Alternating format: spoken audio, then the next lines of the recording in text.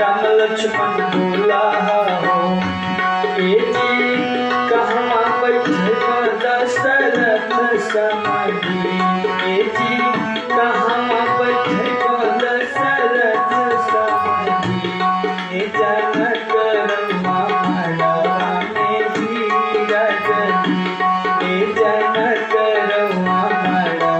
में हीरा जदी।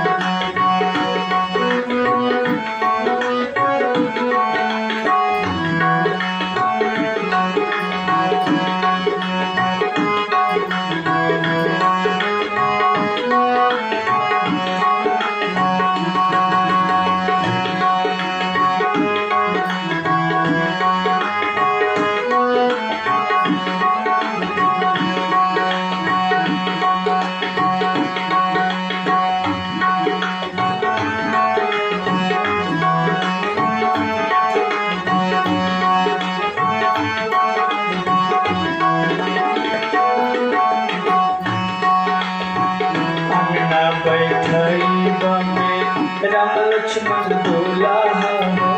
अंगना बैठई बामे राम लक्ष्मण बोला हो, ए जी दुआरा बैठई दशरथ समाधि, ए जी दुआरा बैठई दशरथ समाधि, ए जनक रमाड़ा में हीरा जदी, ए जनक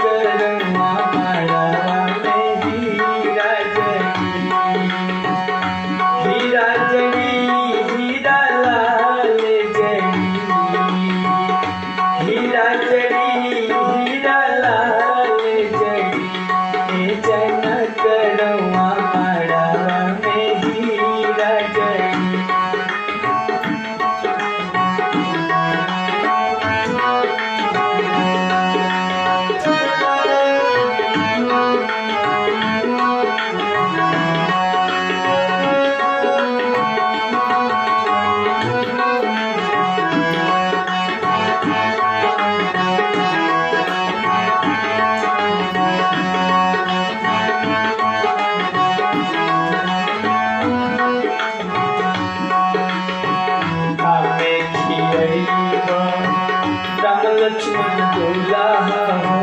काली खिलई राजा राम लक्ष्मण बोला हो, ए जी काहू खिलई दशरथ समाधि,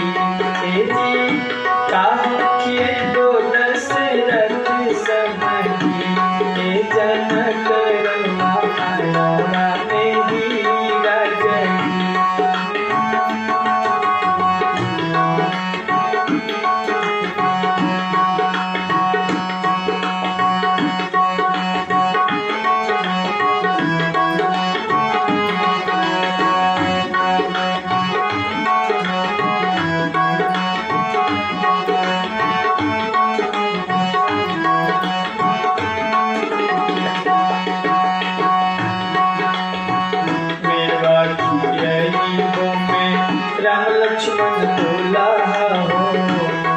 अखियली बम्बे राम लक्ष्मण दुल्हा हो जी हो अखियली को दशरथ समझी जी हो अखियली को दशरथ समझी जनक रउआ मड़वा में हीरा जई जनक रउआ मड़वा में हीरा जई।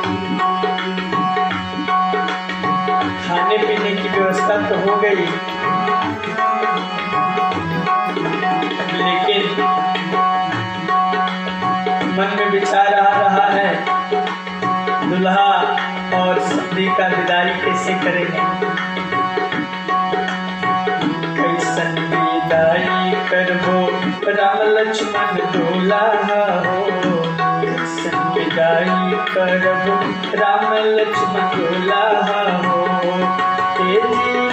कैसे विदाई दशरथ समझी तेरी कैसे विदाई दशरथ समझी जनक रउआ मड़वा में हीरा जई जनक रउआ मड़वा में हीरा जई। सीता